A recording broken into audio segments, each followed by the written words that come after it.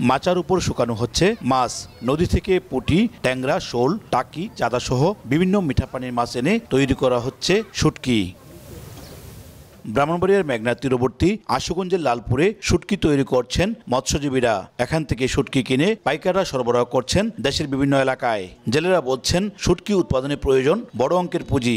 বিক্রির পর লাভের একটি বড় অংশ চলে যায় ঋণ প্রদানকারী মহাজন ও দাদন ব্যবসায়ীদের কাছে। এজন্য সহজ শর্তে সরকারি ঋণ সুবিধা দাবি তাদের। কিছু দাঁড় করে আনি, কিছু লোন টুন তুলে বা কিছু বাহি বক্কা রাহি, এইভাবে আমরা চলে ফিরে আসি আর কি। এখন সরকার যদি এই ব্যাপারে আমরা একটু সহযোগিতা করতো, আমরা একটু বাঁচতে পারলাম। কারণ ব্যবসাটা তো অনেক পুঁজি বাড়া লাগে। ব্যাংকের থেকে কোনো 10 টাকা পাইতেছি না, বলে তোমরা সাহায্য করলাম, ব্যাংকের থেকে 10 টাকা নিয়ে তোমরা কাজ কারবার করো। সম্ভাবনাময় এই খাতকে সম্প্রসারিত করতে আরও সরকারি পৃষ্ঠপোষকতার প্রয়োজন বলছেন অর্থনীতিবিদরা। তবে শিগগিরই জেলেদের আর্থিক সংকট সমাধানের উদ্যোগ নেওয়ার আশ্বাস সংশ্লিষ্টদের।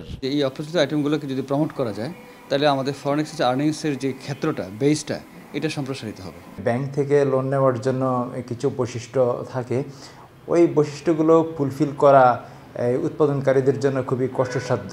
এই বিষয়ে মাসিক সমন্বয় সভায় আগামী মিটিংগুলোতে আমি এই বিষয়টা উপস্থাপন করব। প্রতি বছর অক্টোবর থেকে মার্চ পর্যন্ত বছরের 6 মাস লালপুরের শুটকি ব্যবসা জমে ওঠে। এ সময়ে অন্তত 100 কোটি টাকার বাণিজ্য হয়। প্রয়োজনীয় অর্থের যোগান পেলে ব্রাহ্মণবাড়িয়া লালপুরের শুটকিও দেশের গণ্ডি পেরিয়ে বিদেশে রপ্তানি করা সম্ভব, এমনটি মনে করছে এ অঞ্চলের শুটকি মাছ ব্যবসায়ীরা। উজ্জ্বল চক্রবর্তী, সময় সংবাদ, ব্রাহ্মণবাড়িয়া।